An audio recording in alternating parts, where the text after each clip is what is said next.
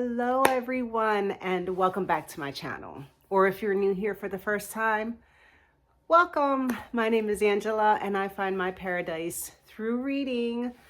I can't believe that it's December already. I mean, I hope you guys had a wonderful Thanksgiving holiday. I hosted here. We had plenty of food. It was cool. It was a good time. But as you can see, we're already getting into the Christmas spirit here in this household. It's just, I can't even keep up. I swear, I just cannot keep up with just back to back things going on and holidays. And I have my stockings hung. Let me see if you can see. My stockings are hung by the chimney with care. There they are. Isn't that so cute? Oh my God, love it. Yeah. So I'm getting into this Christmas spirit, y'all. Christmas spirit. But anyways, I am going to talk about these books that I read during the month of November. And you're not going to believe it. Well, you probably would. I don't believe how many books I read during the month of November. It's been a while, I think, since I've read so many books in 1 month's time. I think on average this year, I've probably been doing 4 or 5 books a month, just kind of really taking my time. I don't know what happened in November that I was just eating books up. I was flying through book after book after book, and having a pretty decent time.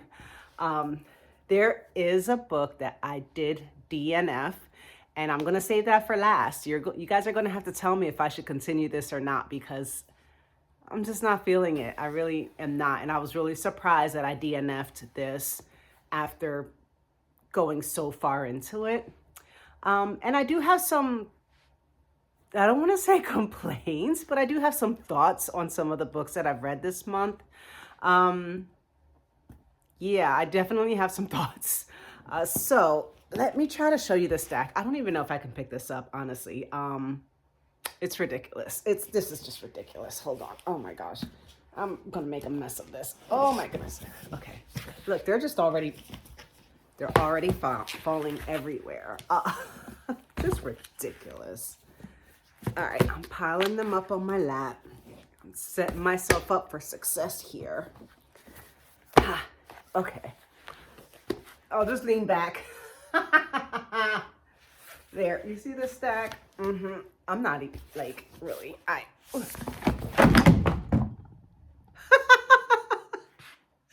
my God. Look, I tried. All right, I tried. So I'm just gonna grab these and start talking to you about what books I read, what I thought about them. Let me move you back closer because my books kind of just knocked y'all all over the place. Let me move this. My shoe is in the way.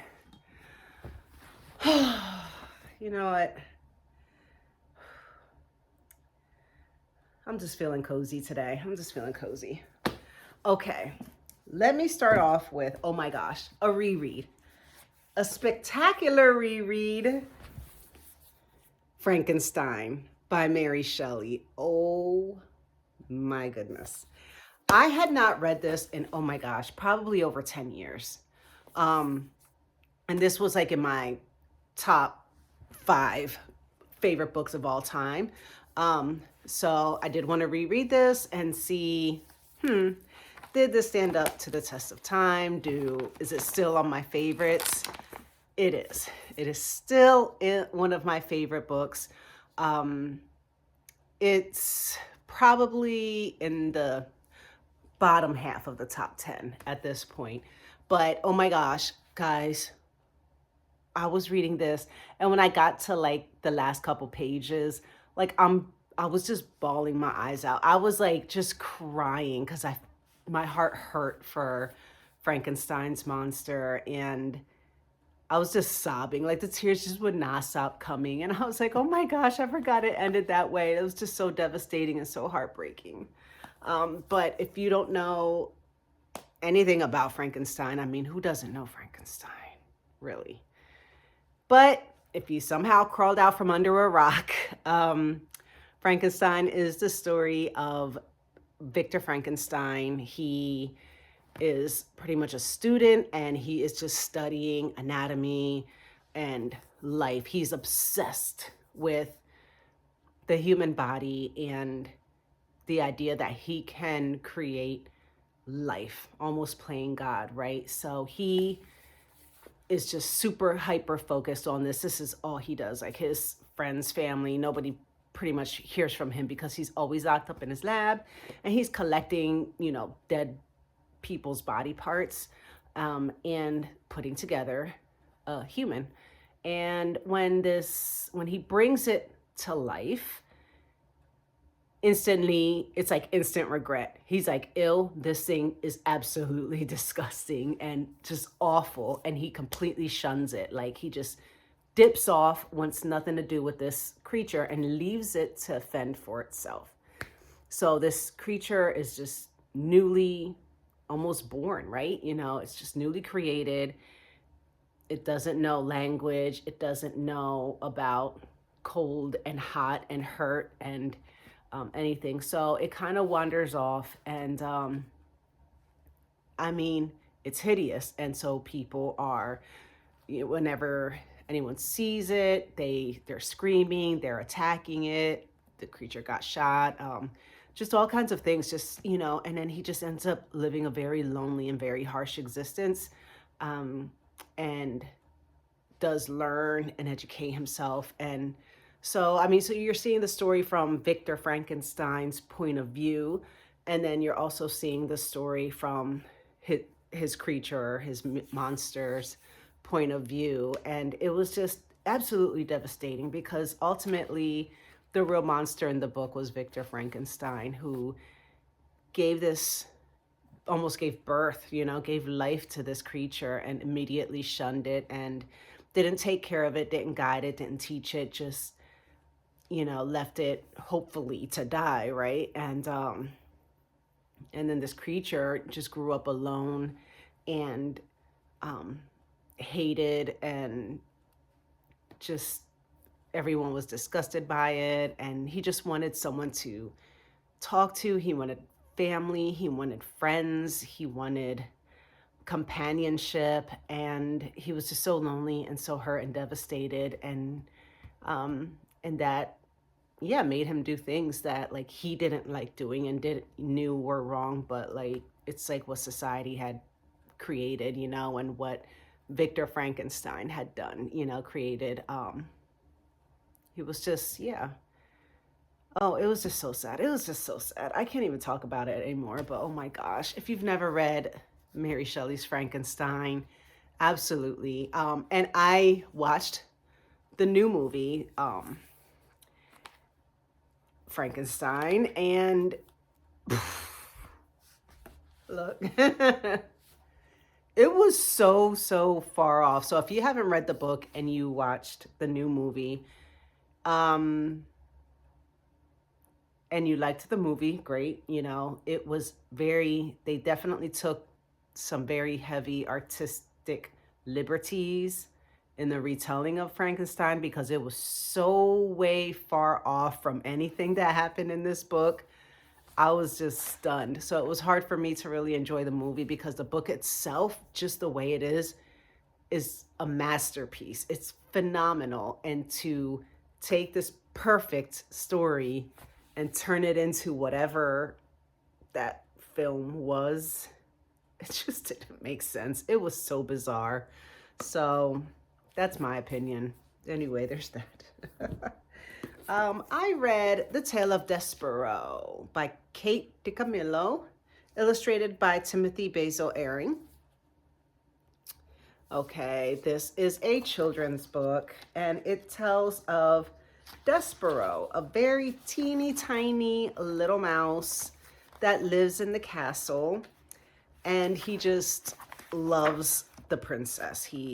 Hold on, let me see if I can find like a little illustration for you to see. The illustrations are really adorable, but he's kind of, I think he's the tiniest little mouse with over large ears, And he's odd. He's different than other mice. He has different interests. He comes across this princess and just thinks she's the coolest thing. And long story short, he ends up being heroic, right? But definitely this is a children's story, and I like children's books. I do. The only thing that I can say about this is it really pulled me out of the story when the narrator was talking directly to the reader. So it was kind of like, can you imagine, dear reader, what it's like to be in a dungeon far away from your family? Or do you, dear reader, know what this word means? Well, let me explain, and there was a lot of that going on. So it was just like, so I don't know, but it was something to read. It's been on my shelf for a while and I've been wanting to read it. I read Death by Comfort by Paul Taylor. Okay. This is, I had mentioned this before. It says modern humans are the most overweight, depressed, medicated, and addicted cohorts of adults that has ever lived. Yet life has never been so good.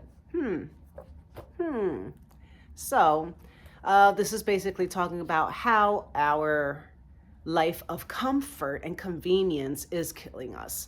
And I mean, that's kind of like the long and short of it, really. But there's a lot of like science in this. So it does sometimes feel like a slog getting through this. I mean, you're talking about cardiovascular diseases, diabetic complications. They have charts and graphs and lots of statistics. It talks about all of your and your serotonin, endocrines, and all of these myokines and myokine B, DNF, myokine IL-6, cytokine. I mean, so there's like a lot of like scientific kind of jargon in here, and it tries to explain, but I didn't like it as much as I was hoping to. This did cover a lot of like the very basic, well, exercise and eat good, healthy, whole foods, and reduce your screen time and drink plenty of water. And it was talking about taking cold showers, like doing like immersing yourself in a cold tub or in a cold shower. But yeah, what I was hoping to get more from this book was more of like purposefully pulling yourself out of conveniences to just not make everything so easy, right? Instead of like ordering your food to be delivered from the grocery store, like go grocery shopping yourself. Instead of driving your car, yes, you have a car, take the bus. It's not convenient in any way, shape, or form usually, but like, why not go outside of your comfort zone? Take the bus to break yourself from the monotony and from the comfort and convenience of just sitting around all day. But yeah, it did have a lot of interesting information in here. I like one of the things that it talked about was when you're staring at a screen for a certain amount of time, something in your brain triggers like there's a threat. So your brain thinks there's some kind of a threat and there's some kind of stress and there's something going on. So it talks a little bit about that and how that works and why you need to like not stare at your screen at work or wherever for any given amount of time. Get up, walk around, do certain stretches or whatever. So, I had a couple interesting things, but I mean, overall, a lot of it was unfortunately a lot of the eat well, drink fluids, don't stare at the, it's talk about metabolism, visceral fat, blood cells. Like, look at this. So the inflammatory consequence of psychological stress. So showing inflammation, liver, visceral fat, blood vessels, macrophage, adipocyte, macrophage, DNF resistant. So it's just, yeah. So if you're into that thing, this would be great, you know, but it is kind of jargony and science and whatnot. Not exactly what I was looking for, but glad I read it. Then I read The Invention of Hugo Cabret. Okay, and this is by Brian Selznick. This got the Caldecott Medal for illustration, and well deserved. This book is gorgeously illustrated all the way through. This was an interesting reading experience. I'm going to say that because it tells the story in pictures and in words. Okay, so it'll have like a lot of pictures. Look at how look. The details in these illustrations are just awesome. Just absolutely lovely. But you will see, you know, it'll have like illustrations, and you will have pages and pages following this story. Oh my gosh, beautiful. And then I love that the pages that do have words have like this black border. So it just really looks interesting and unique, and it just flows along with the rest of the style of this book. So even though it's very thick, I read this in a day because there's more pictures, I think, pages with pictures than words. So this is the story of Hugo, who is an orphaned boy who ends up secretly living in a train station and took over his late uncle's job of fixing all the train station clocks. So that's kind of like his little secret life, but he has this automaton, this little robot machine man that his dad was trying to fix before he passed away. So Hugo has taken that on and is trying to fix this little clock man, or this automaton, to see what it does. The only thing, the big thing that I did not like about this story is that the only thing that kept this story moving is everything was some kind of a secret. And it was ridiculous because a lot of the things that were like secret weren't like a big deal. You know, when someone at the train station, this toy seller, asks him where he got this notebook, whose notebook, you know, whatever. He got a hold of Hugo's little notebook, and Hugo wouldn't tell him. It's like, oh, that's not your business. You know, I can't tell you that and whatever. And so he'd rather just not tell him, like, hey, that was my dad's notebook. Like, what's the big secret? Now, mind you, this toy seller is like, I'm not going to give you this notebook then. So Hugo's more like letting that happen than just telling him that was my dad's. Like, you know, so there was like so many characters. Like Hugo's little friend, this little girl, she had this key, and he's like, where'd you get this key? I'm not gonna tell you, you know, and it was just not even a big deal. And then the toy maker's wife wouldn't say, you know, it was just all of the secret stuff that like really just wasn't a secret, but how else would, you know, it was just, I can't even explain it. I hope it makes sense, but it was annoying. It really was. It just was absolutely annoying of all these people, like just not saying anything and whatever. And speaking of, that was my same thought with this book. Emily Henry's book, Great Big Beautiful Life. Okay. This was another story that, like, if this lady would have just told them what was going on, no big deal. All this secrecy was just not even, like, what was it even for?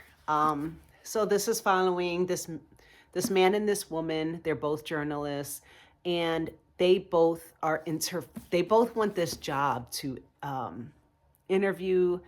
They're interviewing this lady who was like this major family fortune heiress, and she was very much in the public eye for many, many years, way back in the day. And then she just kind of fell out of the public eye. She moved to this island, secluded herself. Nobody knew where she was for years and years. And she kind of put it out there to these two people that she was going to make a book about her life, and she wants them to compete for who would tell her story better, basically. So those two go to this island. They're staying there for a month to take turns interviewing her. But during that month, they spend time with each other. And the female journalist was driving me crazy. First of all, every time they were together, like, they just ended up having breakfast at a diner together. It turns into this, like, deep dive of their past trauma, and like this, it was just always like that. Like, it just gets all dark and serious out of nowhere. And then the female journalist, like, I don't know where her head was at or why she was so desperate, but she was just always trying to get in his pants. Like, all she was thinking about, like, he's there talking about, like, sharing dark secrets or, whatever of his past. And she's like, yeah, cool story, bro. And, like, just wants to jump on, jump his pants. Like, it was so annoying. It was absolutely annoying. And I was really disappointed because I read Funny Story by Emily Henry last month, and I just love this so much. I just love this so much. And I was ready for another one, and this was just a huge disappointment.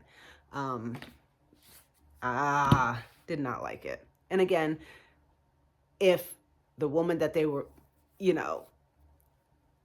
would have just been honest from the beginning, there would have been no story.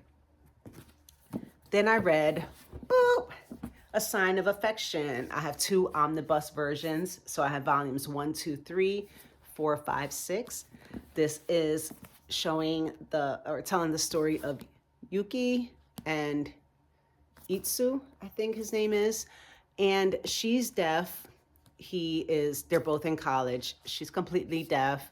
He is like a globe-trotting, loves to travel, loves speaking different languages. And they meet on a train and they fall in love. And this is just their story of just their relationship developing and him learning sign language and learning how to interact with her because she's deaf.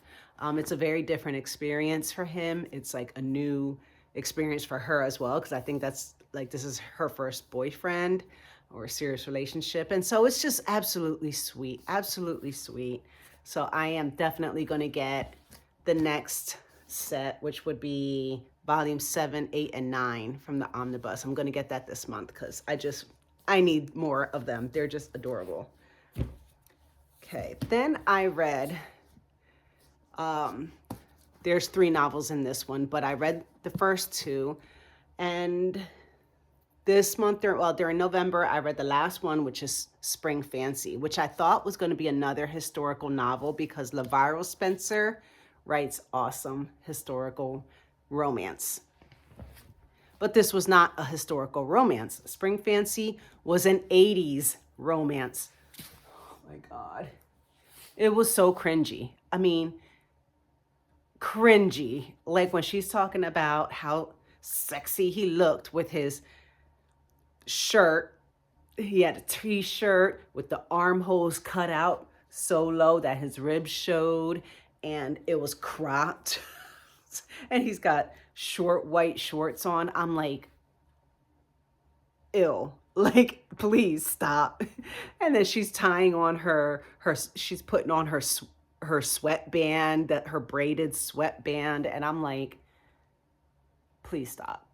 So basically it's following this woman who met this guy at her best friend's wedding recital, and she is the maid of honor, and the guy is the best man because it's his best friend that's marrying her best friend, and they just met for the first time. She's engaged and about to be married herself in the next, I think, 6 months or so, and he is totally flirting with her, totally smitten by her. They have a lot in common. And of course, there's conflict. So that was the story. The story itself was good, but all of the 80s stuff, oh my gosh, it was just so dated and so cringy. Oh my gosh. Then I read We Have Always Lived in the Castle by Shirley Jackson. Awesome cover. This has been on my shelf for years, and I've been wanting to read it. I had no idea what was going on here.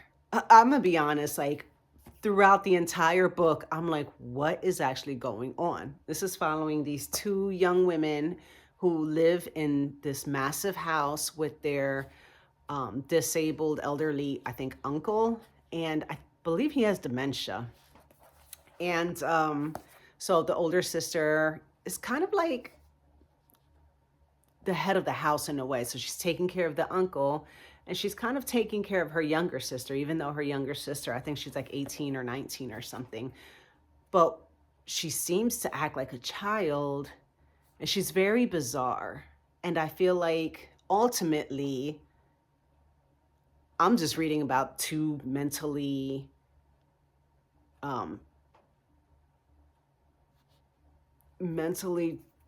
not with it young women.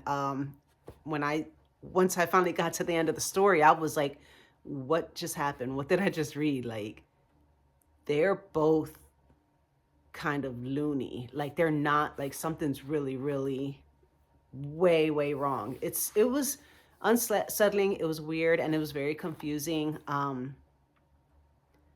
Yeah. I think the best way I can summarize it is this is like the perfect story to show how that creepy house on the corner became an urban legend or an urban myth, you know, when kids are like, oh, the people in the neighborhood will always have these creepy stories about a creepy house that's abandoned, and so, you know, they'll say somebody lives there and they eat kids and things like that.